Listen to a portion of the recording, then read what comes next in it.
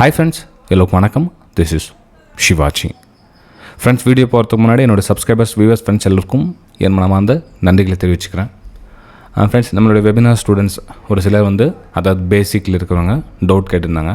அந்த டவுட்டை நம்ம யூடியூப்லேயும் அந்த டவுட்டை கிளியர் பண்ணிடலாம். ஏன்னா எல்லோரும் பார்க்குறாங்க இல்லையா, நம்ம வியூவர்ஸ் பார்க்குறாங்க, நம்ம சப்ஸ்கிரைபர்ஸ் பார்க்குறாங்க, நம்ம வெபினார் ஸ்டூடெண்ட்ஸ் பார்க்குறாங்க, எல்லோரும் பார்க்குறாங்க, எல்லாருக்கும் யூஸ்ஃபுல்லாக இருக்கட்டும் அப்படிங்கிறதுக்காக ஒரு ஆன்சர் ஒன்று இந்த வீடியோவில் போடுறோம். ஃப்ரெண்ட்ஸ், அதாவது இந்த சப்போர்ட் அண்ட் ரெசிஸ்டன்ஸ் அது ரொம்ப கன்ஃபியூஸாக இருக்குது. அந்த ரெசிஸ்டன்ஸு சப்போர்ட்னு சொல்லுங்க, அந்த இடம் கரெக்டாக புரிய மாட்டேங்குது எங்களுக்கு. ஒரு லைன் போட்டோம் அப்படின்னா ரெசிஸ்டன்ஸ் சொன்னால் எந்த இடத்துல ரெசிஸ்டன்ஸ் எக்ஸாக்ட்லி எங்களால் சொல்ல முடியல.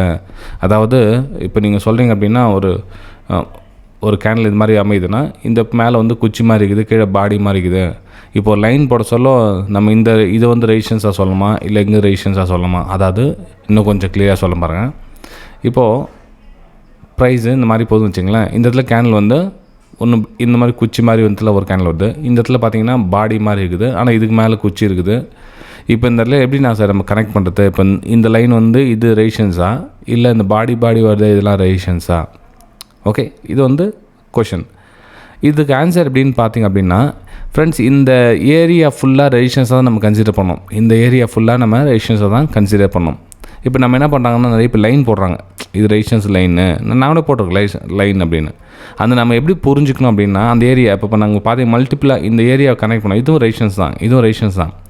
இப்போது நம்ம இந்த பாடி வருதுன்னா ஸோ இந்த பாடிக்கும் இந்த இடைப்பட்ட ஷேடோவும் இந்த ஏரியாவை தான் நம்ம கவர் பண்ணமே தவிர இதுதான் எக்ஸாக்ட்லி ரெசிஸ்டன்ஸ் ஏரியா அப்படின்லாம் கிடையாது. இப்போ ஃபார் எக்ஸாம்பிள் சொல்ல கேட்டுங்க. இப்போது ஒரு 100 ரூபா ப்ரைஸ் இருக்குதுன்னு வச்சுங்களேன். இப்போ 100 ரூபாயிலேருந்து ஒரு 105 ரூபா ப்ரைஸு இறங்கி ஒரு 90 ரூபாய்க்கு கீழே போய்ட்டு அகைன் ஒரு 104 ரூபாய்க்கு வந்திருக்குன்னு வச்சுக்கலாம். 104 ரூபா இல்லை 106 ரூபா, ஒரு ரூபா முன்ன பண்ண போயிருக்கு, கீழே வந்திருக்கு. அப்போது இந்த ஏரியா ரெசிஸ்டன்ஸ் ஏரியான்னு சொன்னேன் இல்லைங்களா, இந்த 106 107 இந்த ஏரியா ஃபுல்லாகவும், அதே மாதிரி இங்கேயும் பார்த்தீங்கன்னா 104 105 106 இந்த ஏரியா ஃபுல்லாக தான் ரெசிஸ்டன்ஸ் ஏரியா ரெசிஸ்டன்ஸ். அந்த எக்ஸாக்ட்லி அந்த ப்ரைஸை மட்டும் ரெசிஸ்டன்ஸ் அப்படின்னு சொல்ல முடியாது. ஏன்னா இப்போ ஒரு ரெசிஸ்டன்ஸ் நெக்ஸ்ட் டைம் ப்ளே பண்ண சொல்ல இப்போ ப்ரைஸ் ஒரு 105 ரூபாய்க்கு ப்ரைஸ் போயிட்டுருக்குது, நெக்ஸ்ட் டைம் வருது அப்படின்னா எக்ஸாக்ட்லி 105க்கு தான் ரெசிஸ்டன்ஸாக வரும் அப்படின்னு நம்ம கணக்கெடுக்க முடியாது. அங்கேருந்து ஒரு 2 பாயிண்ட் 3 பாயிண்ட் முன்ன பின்ன கூட போகும். ப்ரைஸ் ஒரு வேல்யூஷன், அதாவது இந்த ப்ரைஸ் இவங்க போகிறாங்க இல்லைங்களா பையர்ஸ், இந்த பையர்ஸோட ஸ்ட்ரென்த்தை பொறுத்து தான். இந்த பையர்ஸ் கொஞ்சம் கொஞ்சமாக ஸ்லோவாக மூவ் பண்ணி போனாங்கன்னா மேபி அது ஒரு 4 ரூபா 5 ரூபா கீழே கூட ரெசிஸ்டன்ஸை கீழே வரலாம். ஆனால் இவங்க ஃபாஸ்ட்டாக போக சொல்ல ஒரு 2 ரூபா 3 ரூபா மேலே கூட போய்ட்டு அதுக்கப்புறம் ரெசிஸ்டன்ஸாக வரலாம். அப்போ என்ன ஆகும்னா உங்களுக்கு அது ரெசிஸ்டன்ஸ் பிரேக் அவுட் ஆகிடுச்சு, பையும் அவாய்ட் ஆகும். உங்களுக்கு அது ரிட்டர்ன் கீழே செல்லிங் அவசரப்பட்டு சேல் பண்ணுறதோடைய பிளான் பண்ணுறது கொஞ்சம் யோசனை பண்ணுவீங்க. அந்த இடத்துல ஓகே ஒரு 2 ரூபா 3 ரூபா முன்ன பின்ன இருக்குன்னா கொஞ்சம் பொறுமையாக இருக்கணும். அந்த ஏரியாவில் ஒன்று பீட் பண்ணிவிட்டு மேலே போகிறாங்களா இல்லை அங்கேருந்து கீழே திரும்புகிறாங்களா அப்படின்ற விஷயம் உங்களுக்கு அந்த ப்ரைஸ் வச்சு சரி. அதுவும் உங்களுக்கு நம்ம வெபினார் ஸ்டூடெண்ட்ஸ்க்கு எல்லாருக்கும் அந்த ப்ரைஸ் ஆக்ஷன் சொல்லி தர காரணம்னா எப்படி ரீட் பண்ணணும், அங்கே என்னென்ன வருது, என்ன காரணத்துக்காக ப்ரைஸ் திரும்பலாம் அப்படின்றத அதை உங்களுக்கு அந்த வெபினாரில் கிளியர் பண்ணுது ஃப்ரெண்ட்ஸ். இப்போ புரிஞ்சுதுங்களா? சப்போர்ட் அண்ட் ரெசிஸ்டன்ஸை நம்ம எப்படி கனெக்ட் பண்ணணும்னு இதே மாதிரி தான் சப்போர்ட் கூட இதே மாதிரி தான்.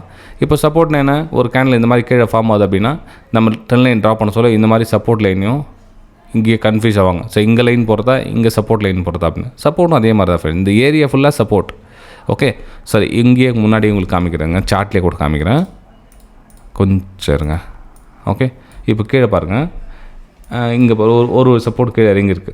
எப்போது எக்ஸாக்ட்லி சப்போர்ட் எப்படி எங்கே எடுக்கலாம், எல்லாம் ஒரு சப்போர்ட் பிரேக் டவுன் ஆகி கீழே வந்திருக்கு. இங்கேயும் சப்போர்ட் ஆகிருக்கு. அப்போ பார்த்தீங்கன்னா இந்த ஏரியாவும் சப்போர்ட் ஆகிருக்கு. இந்த ஏரியா சப்போர்ட் எடுத்து மேலே போயிருக்கு. அதுக்கப்புறம் நெக்ஸ்ட்டு சப்போர்ட் இந்த ஏரியா வந்திருக்கு. ஸோ இந்த ஏரியா சப்போர்ட் அப்படின்றது கொஞ்சம் வெயிட் பண்ணுங்கள், ரீடெஸ்ட் பண்ணு சொல்லுவோம் உங்களுக்கு ஆல்ரெடி. இப்போ ஒரு இடம் பிரேக் டவுன் ஆகிடுச்சுன்னா ஒரு செகண்ட் இருங்க.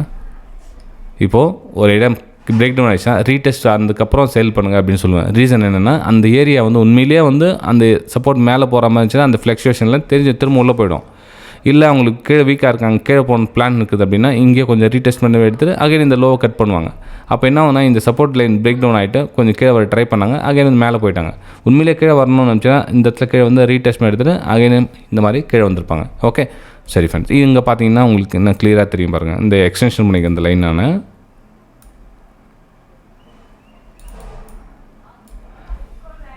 இது பாருங்கள், இப்போ கீழே வந்துட்டாங்க.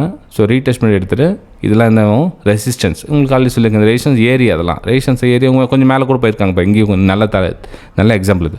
இதில் பார்த்தீங்கன்னா மேலே போகாமல் போயிட்டு இந்த ஏரியா எக்ஸாக்ட்லி எங்கே இந்தியா திரும்பி அவங்க 45,000 திரும்பி அங்கே ஒரு 50 to 100 பாயிண்ட் மேலே போனாங்க. அது இப்போ கீழே வந்தாங்க, ட்ரெயினில் நீங்கள் ட்ராப் பண்ணால் பிரேக் டவுன் ஆகிடுச்சு, ஃபாலிங். ஓகே, ஸோ இந்த மாதிரி சப்போர்ட் அண்ட் ரேஷியோ ஏரியாவை கனெக்ட் பண்ண ஃப்ரெண்ட்ஸ், வேறு எதுவும் இல்லை. ஓகேங்களா ஃப்ரெண்ட்ஸ், வீடியோ பிடிச்சிருந்தா மறக்காமல் லைக் பண்ணுங்கள், சப்ஸ்கிரைப் பண்ணுங்கள், ஷேர் பண்ணுங்கள். மெயின் வந்து இந்த ஃப்ரீ வெபினார் நிறைய பேர் கேட்டுருங்க ஃப்ரெண்ட்ஸ். ஒரு விஷயம் நம்ம ஃப்ரீயாக கொடுத்தோம் அப்படின்னா அதுக்கு வேல்யூ இல்லாமல் போயிடுது. அதுதான் சம் சார்ஜஸ் நான் உங்களுக்கு சார்ஜஸ் பண்ண தவிர மிச்சப்படி உங்களுக்கு அந்த இது மூலிமா சம்பாதிக்கணும் அப்படின்லாம் வந்து கடவுள் புண்ணியத்தில் எனக்கு அந்த நிலைமை வரல.